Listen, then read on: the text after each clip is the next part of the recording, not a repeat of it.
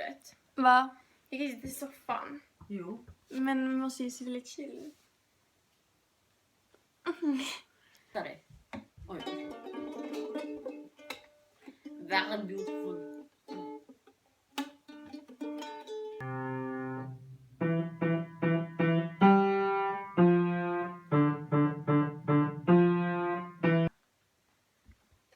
Hej! Hej! Nej, du får inte skratta. Det kommer gå åt helvete. Okej, försök igen. Hej! Hej. Ja, jag heter Alice. Hello. We're going to talk. We're going to, We're going to have our genius hour thing. Yes. And we're going to talk about... Gud! Men Ja. we're going to talk about... Okay, we'll try this again. Bloopers. Hello. I'm Evelina. She's Alice. And she's eating peanut butter, so never mind her. Oh. Nay, Alice, stay focused. We're going to talk about Finnish tradition Food. food. Yes. You can start with the first one. Alice. Yes. So the first one is called Karelska pierogies. Säg bara.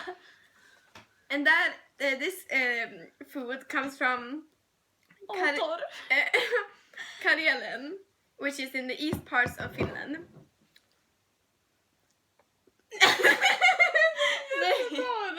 Okay, no. This is the mythological region where Kaleva was born, like the town, in the 1800s. That was a central part of the Finnish people's national identity. So this food, it can fit in your hand and it melts in your mouth. The shell is from rågmjöl and stuffed with potato, rice, or carrots, and it also has some egg butter on top of it. Yeah. Yes, that was one of the Finnish tradition foods.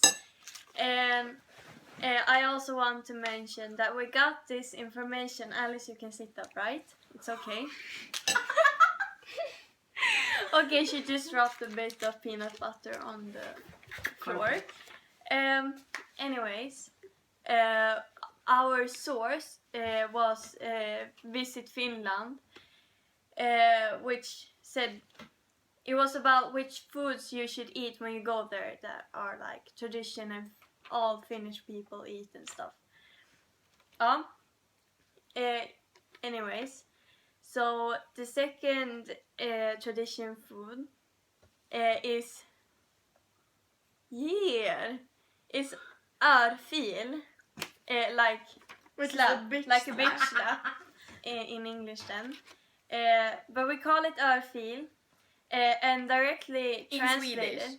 Yes, and like bitch slap on English, I assume, like a örfil. Det gjorde inte hårt.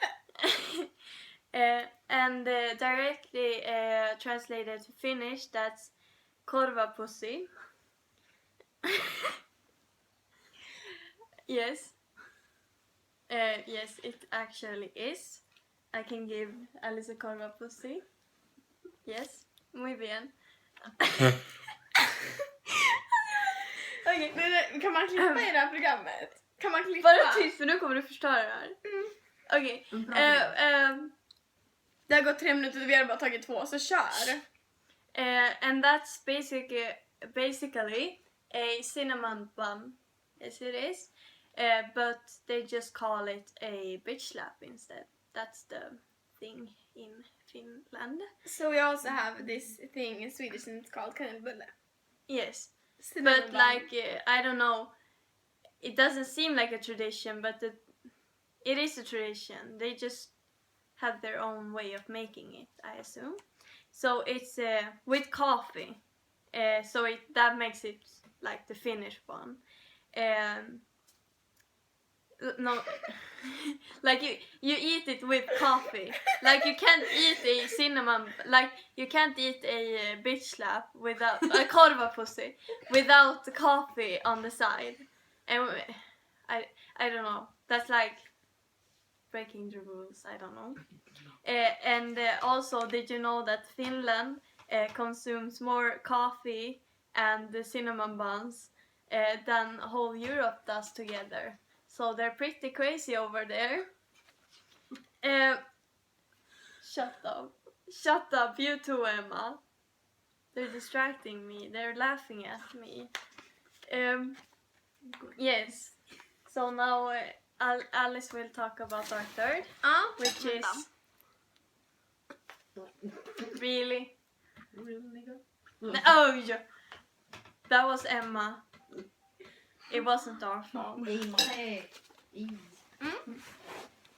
Okay, so I'm gonna talk about coffee cheese. Kaffeost in Swedish. And this is very mild. This is a very mild cheese. And it's kind of like gnissling. Oh, sorry. Gnisslar. Cheese. It's like or rubber. Bread cheese. We'll talk. It's like rubber. Rubbery. And this is usually made out of cow cheese or deer cheese or goat cheese. And this thing is made when milk is like dried to this kind of mass, cheese mass. And then it's fried in the frying pan or baked in the oven. And then it's cut into triangles. And this you eat with this kind of sylt. It's a orange raspberry. I don't know what it is in English, but it's an orange raspberry. Stop kicking, Emma. Can I say raspberry? She's kicking Can us I say right raspberry? now. Raspberry. No, I have. This peanut butter is really dry, so I can't talk at the moment. Okay, But so it's an orange raspberry. I think you know. Emma, what it orange is. is new. It's that jam. It's not the berry. It's the jam. Yeah, so this thing, kaffeost, you can buy on the streets and on the restaurants in the whole Finland. Så this is very... Här gör nu. Du kan inte tolka upp min soppa, fattar du?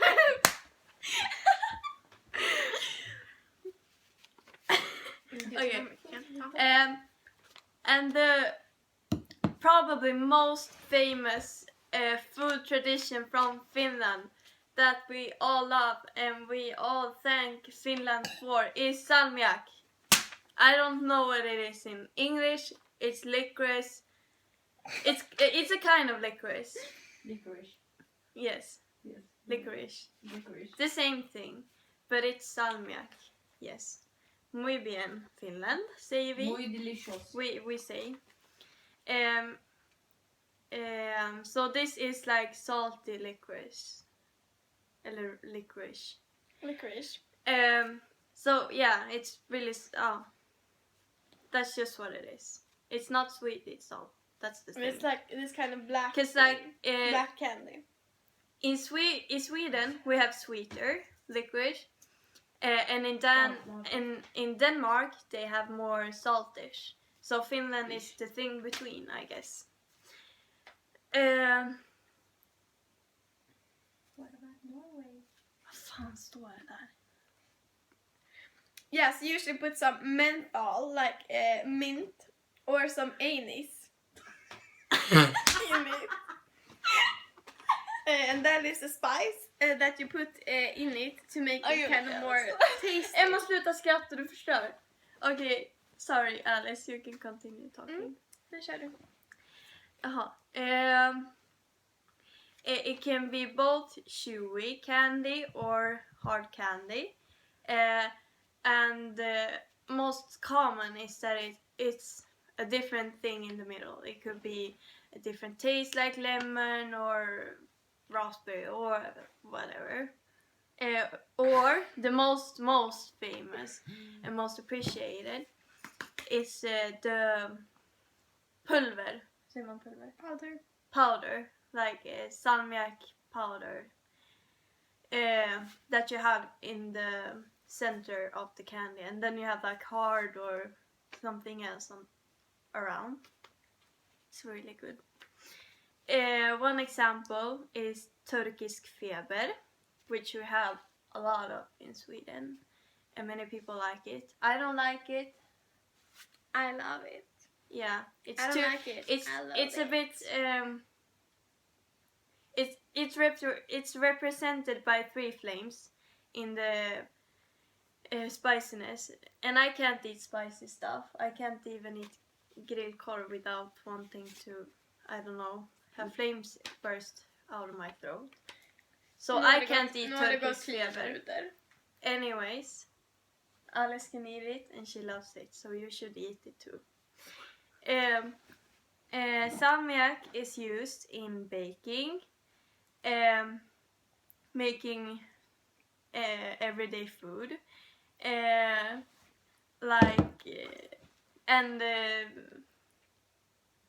sodas and soda and sauces and so on. It could be like for weather, like anything you can think of. Well, you can put salmiak in it. It may not always taste good, but most probably it will. Also, a very popular drink in Finland. Guess what? It's salmiak shots. It's shots with salmiak taste. I don't know, but it seems really great. I'm going to try it when I'm big. Yeah, Emma! Okay. Yes. How about you, Alice? What do you think about these 4 dishes? You got anything to add or take away? Kan du... Det är jättestelt. Okay.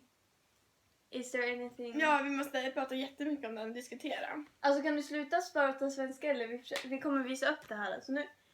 Okay, Alice, is there anything you'd like to add? Yes. As you may know, these dishes are very similar to the Swedish ones, maybe. Because, for example, we have a licorice and we have cinnamon buns. We just have like a little twist on it. Yeah. That's the little only... twist. But maybe the difference. most weird thing is maybe the coffee cheese. Which we don't have. Nej men gud, du vet den där ser ut som bajs. Du vet den där bruna klumpen. Det är jättekänt och det är konstigt. Okay, alltså I don't know what she's talking about now, but she said there is a cheese like poop and it's famous. I don't know what that has to do with coffee cheese. It's a very famous, men nu blir det bara rambling. Anyways, so we think it's really similar between Finnish dishes and Swedish dishes. Yeah, another example by itself. Like the coffee cheese, it's very similar to the Swedish ostkaka. Cheesecake. Yes, no, Swedish cheesecake. Like our version, when it's actually cheesecake, not just. And also piroger is also something you can get in Sweden. But usually, like the Finnish type of food, it's kind of weird, like to foreigners that doesn't live in the Nordic places, because it's very much like taking ingredients from the nature and from the because we have another climate here in the northern parts of the world. Like the things we use in our food is usually like beet, like carrots and potatoes and cheeses and goat cheeses and stuff like that grows here in the ground under these seasons, because not so many plants and things can grow here because it's kind of a different and specific temperature zone. I think that, can I just say one thing? Yes. I think that Finland... So what I wanted to say was that like Finland, also like Sweden, we kind of use like the things that grows in nature. So it's not really that much to offer like in the tropical countries, but we use that to make like these kinds of recipes. I think that one big thing that plays a role in this thing that Finnish and Swedish food can be very similar and taste also is that like Finland used to be Sweden. Like we used to be a whole country. We had our own traditions, we had our own like culture. but then like in the war and stuff, and we lost Finland. But I think we still have the connection. Like Yes, we because have a lot of connections with Finland. We have the island in the middle that doesn't belong to any of us, but like it's still a part of both of us. And we have at the top of our country, we have like the gräns